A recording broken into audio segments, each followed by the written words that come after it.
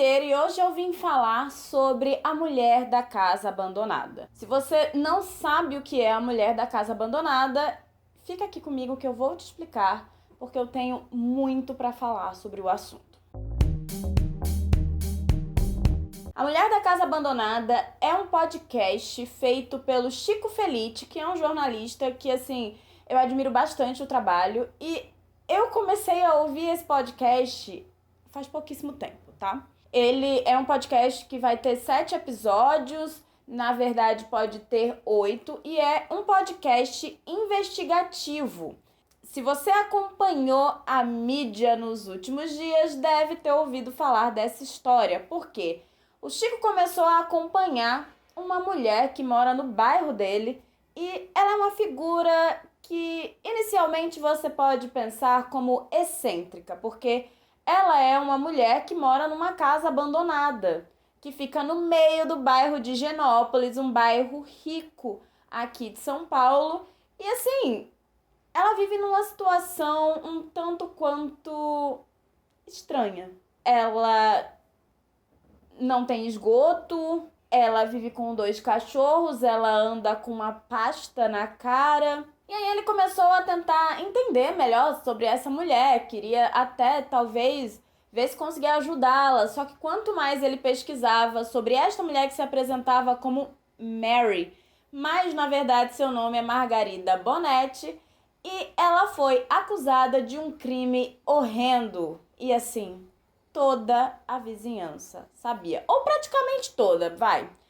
E eu tenho várias questões a respeito disso, tá? Ela é foragida do FBI. Ela, fugiu porque ela e o marido, René Bonetti, ela é Margarida Bonetti, eles tinham uma empregada negra que trabalhava para eles, só que era basicamente escravidão. Eles maltratavam a mulher, eles não pagavam a essa mulher. Enfim, é horrendo. Inclusive, eu recomendo que você escute o podcast. É um podcast muito bom e eu acho que isso é importante frisar.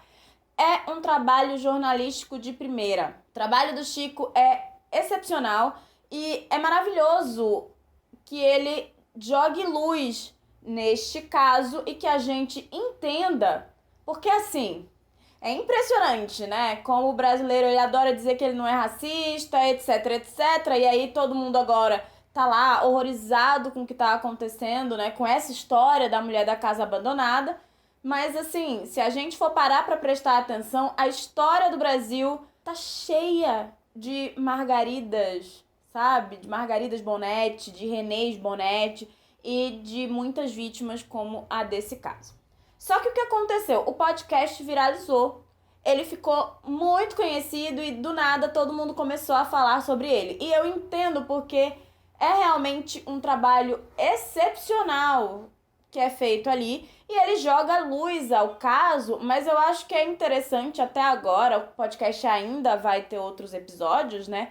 Até o que foi ao ar, a gente pode perceber que o Chico, que é um homem branco, tá? Ele sempre coloca a luz ao quanto, a Margarida é criminosa, ao quanto aquilo ali é horrendo e, pela sinopse dos próximos episódios, ele vai mostrar também, ele vai tentar falar um pouco sobre o quanto esse tipo de situação é comum, porque a Margarida é filha de uma família muito rica e influente no Brasil.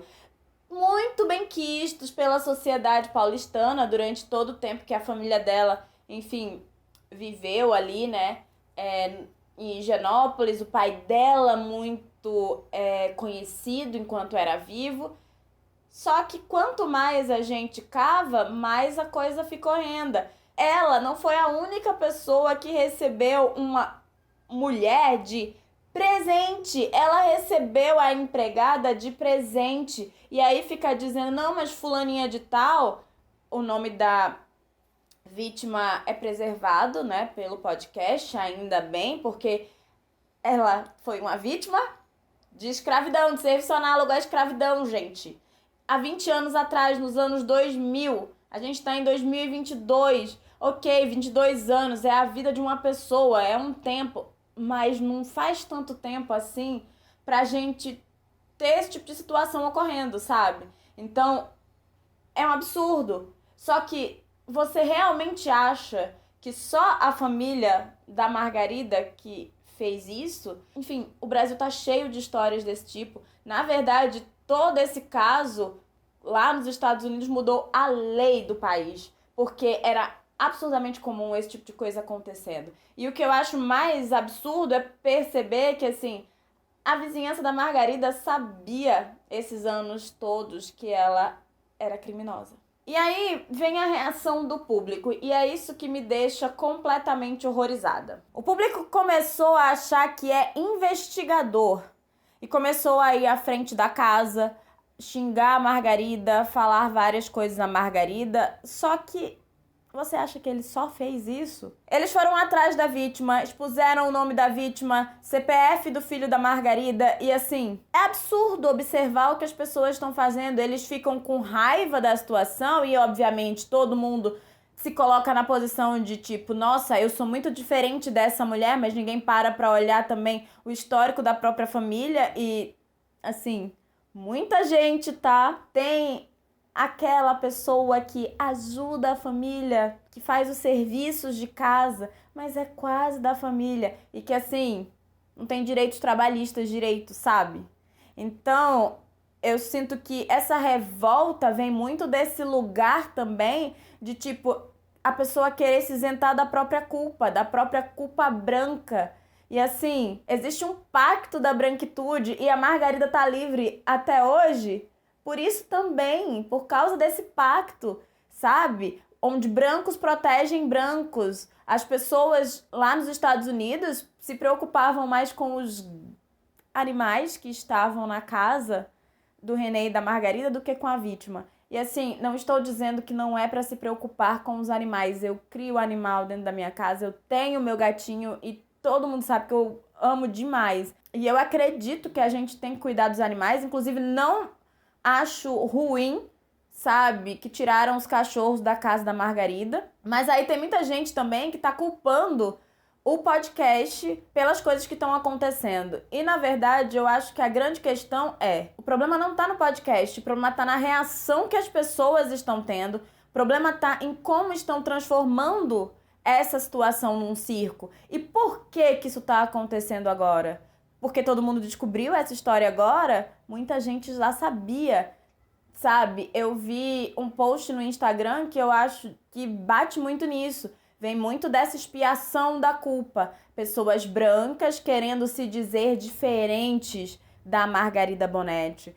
Ninguém quer se olhar no espelho e ver que existe realmente esse pacto da branquitude, que existe um problema que ultrapassa a Margarida e que tá fincado na nossa sociedade, tá fincado na lógica brasileira, sabe? Então, ir pra frente da casa da Margarida, cadê os protestos de fato, sabe?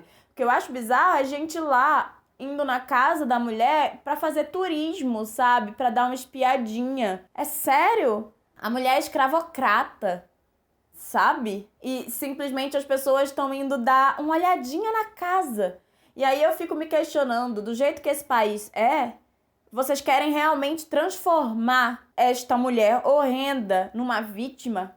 Vocês acham que é normal, que é natural vocês estarem expondo a vítima, colocando o nome dela por aí e simplesmente se valendo de que, nossa, se você fizer uma pesquisa boa no Google, você vai saber o nome dela.